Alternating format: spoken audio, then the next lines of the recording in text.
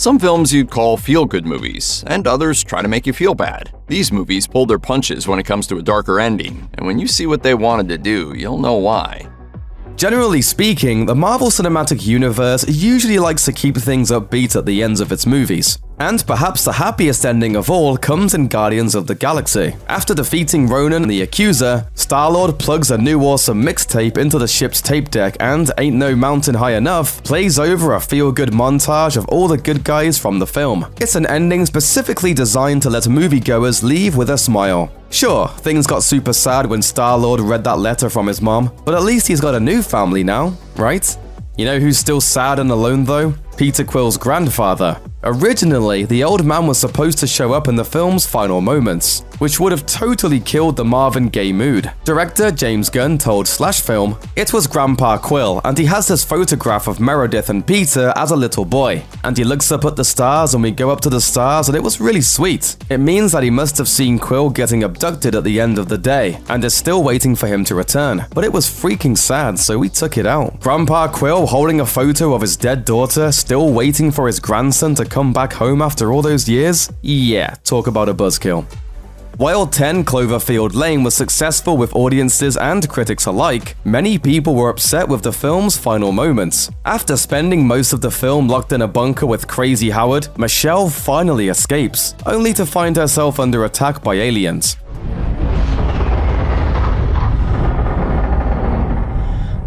Come on. It was a complete 180, and a lot of moviegoers found the ending out of place with the rest of the movie. But it's got some seriously good undertones. As film critic Tasha Robinson explains, 10 Cloverfield Lane is really a film about domestic abuse, and Michelle is a victim who's constantly running from her problems. Thanks to the controversial ending, Michelle is able to defeat her adversaries and overcome her habit of running, and the long-term effects of abuse. The ending is a major victory for Michelle, and one that wasn't in the original screenplay. In the first draft of the script, which was originally titled The Cellar, Michelle breaks out of the bunker and drives to Chicago, hoping to find her family. But when she finally arrives, she discovers the city has been mysteriously destroyed. The end. She never knows if the city was obliterated by aliens or nuked by the Russians, and neither do we. The film ends right there, with the Windy City nothing but a big pile of ashes. Robinson calls this an impersonal and cynical ending, and evidently the producers at Bad Robot thought the same thing. After buying the script, they hired Damien Chazelle, who wrote and directed Whiplash and La La Land, to punch up the script and give Michelle a happier ending in which she defeats both her literal and figurative demons.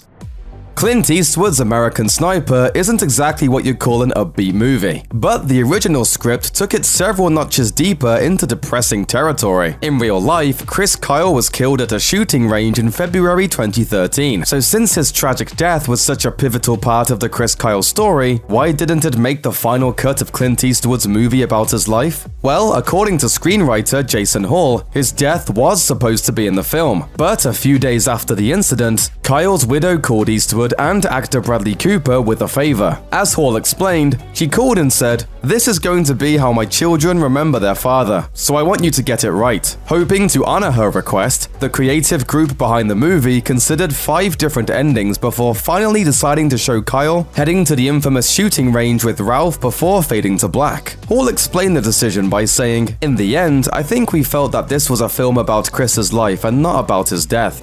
Denzel Washington picked up his second Oscar for his performance as Detective Alonzo Harris in 2001's Training Day. One of the most corrupt cops to ever grace a silver screen, Harris was declared the 50th greatest villain of all time by the American Film Institute. King Kong ain't got on me! So, at the end of the film, when Harris is finally gunned down by the Russian mafia, moviegoers knew he'd gotten his just desserts. But the original Training Day screenplay actually had Harris surviving, living to terrorize Snoop Dogg another day. After Washington accepted the part, he decided that Alonzo had to bite the bullet, like a whole lot of bullets.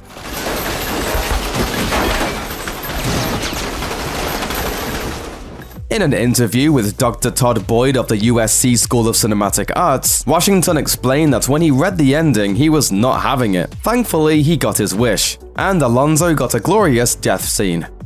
Written by Quentin Tarantino, True Romance tells the story of Clarence, a lonely film geek who falls in love with a prostitute named Alabama. The two end up accidentally getting involved with the mob. At the end of the movie, Clarence and Alabama find themselves in the middle of a gunfight, with the mafia on one side and the cops on the other. While Clarence does take a bullet, our heroes manage to take the money and run, settling in Mexico and giving audiences an upbeat ending. However, this wasn't Tarantino's original vision. At first, the young screenwriter had Clarence die in the climactic bloodbath, forcing Alabama to grab the money and leave her husband's body behind. But director Tony Scott was so enamored with these two characters that he asked Tarantino to let Clarence survive. Tarantino didn't want to make the changes, so Scott agreed to film two separate endings, one happy, one sad, and see which one worked better. No surprise ending here, we got the happy version.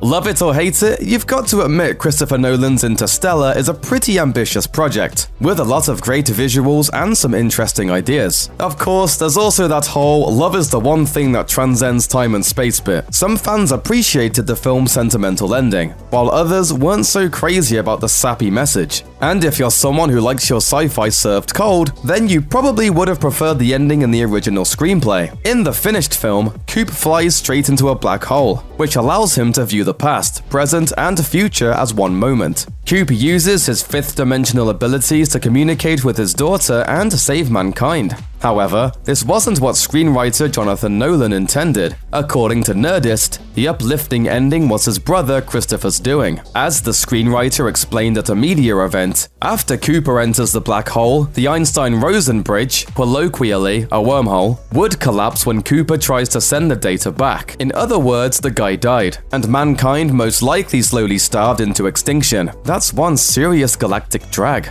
There's no doubt that the Rocky movies are some of the most uplifting films ever made. They're all about finding love, chasing your dreams, and proving that you're someone special. On top of that, this franchise is absolutely jam-packed with inspirational montages. But for a series that's so positive, Sylvester Stallone initially planned on taking these films in some pretty dark directions. According to Entertainment Weekly, Stallone's original ending was downright depressing. Not only does Rocky lose, but in this version he actually throws the fight and then opens a pet store. Not quite the same punch as the Italian stallion going toe-to-toe with the champ for 15 straight rounds.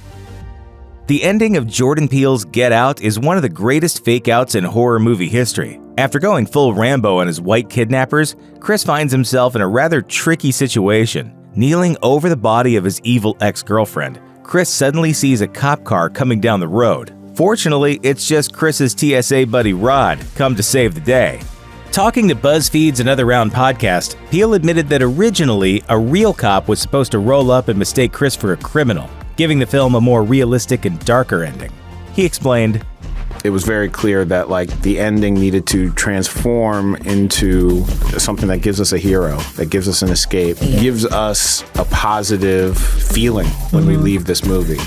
Peele himself liked the theatrical ending much better than the original darker one, adding, "There's nothing more satisfying than seeing the audience go crazy when Rod shows up."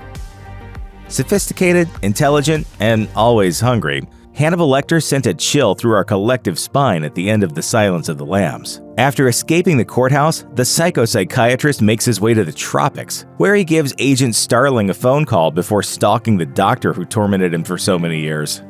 "I do wish we could chat longer, but I'm having an old friend for dinner." It's a macabre way to end a film, but Ted Talley's screenplay originally had a far darker scene planned for the ending. This time, Lecter is calling from Chilton's office. After saying goodbye to Agent Starling, he puts down the phone and turns to Dr. Chilton, who's tied up in a chair. Lecter walks toward him with the knife and asks, "Shall we begin?" As director Jonathan Demme explained to Deadline, "It was too horrifying a way to close the proceedings. I thought this story deserved more to it than the crude, trussed-up Dr. Chilton about to be carved up by Dr. Lecter." So Talley rewrote the scene and put Hannibal in the Caribbean so audiences could see him out in the world. One of the greatest comedies ever made, Groundhog Day was written by Danny Rubin and directed by Harold Ramis. But the two filmmakers had very different ideas about the ending. In the movie, weatherman Phil Connors eventually becomes a good person, breaks the curse that makes him keep reliving February 2nd, and wakes up the next day, finally free from his Groundhog Day hell. But in Ruben's script, Phil then discovers that Rita is trapped in a time loop of her own, stuck in February 3rd for the foreseeable future. As The New Yorker put it, this is a pretty bleak ending. And we've got to say, Ramis definitely made the right choice by altering the screenplay. When it comes to dark endings, it's really hard to beat the original Planet of the Apes series.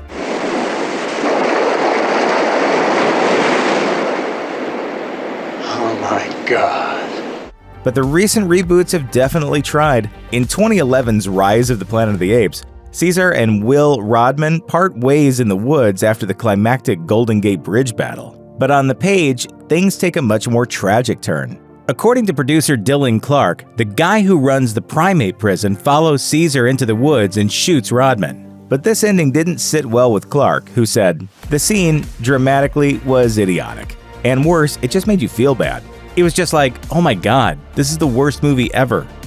The theatrical release of Split doesn't have the most upbeat ending, but as it turns out, the movie could have gone in an even darker direction. Writer-director M. Night Shyamalan originally intended to wrap things up with Kevin sitting outside a school, waiting for all the children to come running outside. That's when the credits would roll, strongly implying that the beast was about to feast. However, Shyamalan said this was way too dark. It made the end kind of feel one note for me about what the beast's intentions were. I just didn't want the beast's motivations to be reduced to just killing, that kind of thing. So that's why I wrote the ending you see in the movie. An impromptu dance-off to the song Jump in the Line was an appropriately strange way to end the movie that rocket-launched Tim Burton's directorial career. Beetlejuice ends on a surprisingly positive note, with Lydia and her parents deciding to coexist in the house haunted by its former owners, Barbara and Adam. Meanwhile, Michael Keaton's Beetlejuice is forced to pay his dues by spending the foreseeable future in waiting room purgatory. However, the movie could have easily ended with a much darker spin. Larry Wilson, the movie's co-writer, celebrated the 30th anniversary of the film in 2018 by revealing the initial concept for the film's ending to Yahoo Entertainment. He elaborated, "Our first ending was Lydia. She died in a fire and was able to join Barbara and Adam in the afterlife. A couple of people said to us, 'Do you really think that's a good idea? Is that really the message you want to be sending to the teenagers of the world? Die in a fire?' So yeah, it probably was darker."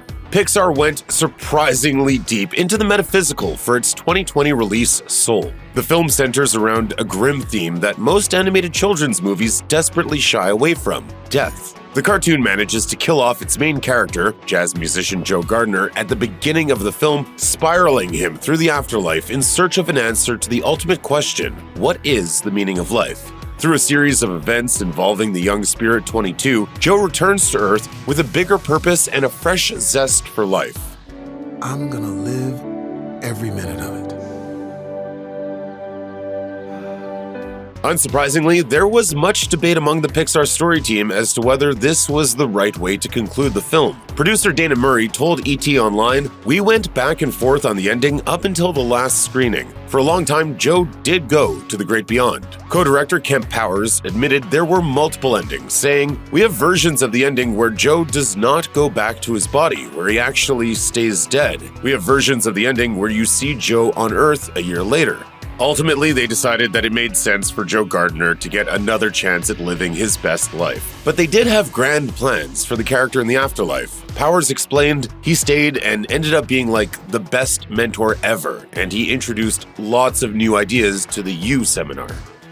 The Rocky franchise is built on the back of an all-American hero who triumphs regardless of the odds stacked against him. Fittingly, Sylvester Stallone has championed his Rocky Balboa character through 8 movies spanning 5 decades. However, it was the franchise's most polarizing film, Rocky V, that could have changed the entire direction of the boxing series. Rocky V ends on the uplifting note of Balboa winning his climactic fight and coming out the hero. But according to The Independent, the original script written by Stallone had the Hollywood tough guy in tears as he intended for his character to die in the climactic street fight. The opportunity to create a thoughtful end for the beloved character was enough to get the original Rocky director John G. Avildsen to reunite with Stallone for the project. Unfortunately, though, the studio had other plans. Avildsen told CBS News, "A couple of weeks into the shooting, I get a call from the head of the studio. They said, 'Oh, by the way, Rocky's not going to die. Batman doesn't die. Superman, James Bond, these people don't die. So Rocky didn't die. but the movie died because that was the point. The fifth Rocky installment inevitably grossed less than any other installment in the franchise.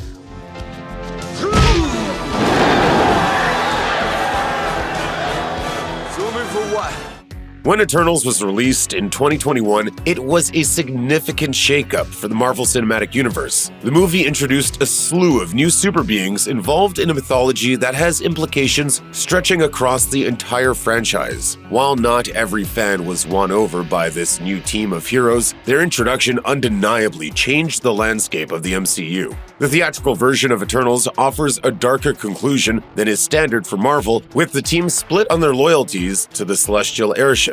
It has since been revealed that the film's director, Chloe Zhao, had a more unified but tonally darker conclusion in mind for the Cosmic Super Squad. She told Empire, "We actually had another ending that is really bleak. It used to end with everybody back on the ship, minds erased, and just going on to another planet like the Twilight Zone. The final twist reportedly went too dark for test audiences." Zhao went on, "I remember when it goes to black, everyone was like, I don't know what to do.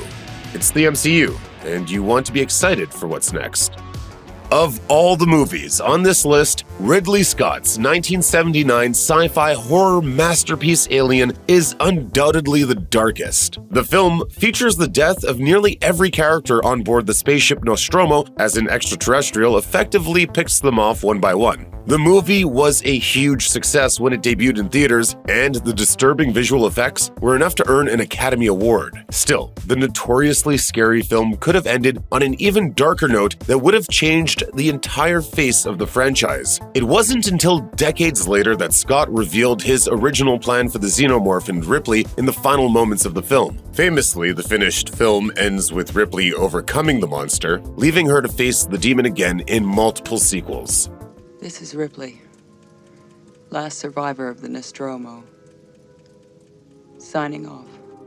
However, Scott didn't intend for Ripley to make it out alive at first. He told Entertainment Weekly, "I thought that the alien should come in, and Ripley harpoons it, and it makes no difference, so it slams through her mask and rips her head off." This terrifying conclusion would have left the alien the victor, and the movie without any surviving human characters. Filmmaker James Gunn is now the co-head at DC Studios, a job he clearly earned on the strength of his previous work with the company. In 2021, Gunn spearheaded a relaunch of the Suicide Squad after the franchise's lackluster first attempt in 2016. Reportedly, the director of darker and gorier films like Slither was given free rein to effectively kill off any character he wished from the DC roster. Putting the studio to their word, the Suicide Squad offers a significant amount of character deaths, including more than one star player. Surprisingly, Gunn originally wanted to take out one more of his characters, but it proved to be too dark for even him. He told Cinema Blend, "At the very end of the movie, Ratcatcher 2 had taken the information about Jotunheim, and Waller blew her head up." Ultimately, the director opted for a slightly more optimistic conclusion. Gunn went on, "It was really just too dark. It didn't really work for me. It didn't really tell the story that I wanted to tell, which is much more about the characters' different journeys, emotionally. And for me, really, the ending with Bloodsport petting the rat, that, to me, was the perfect ending for the movie."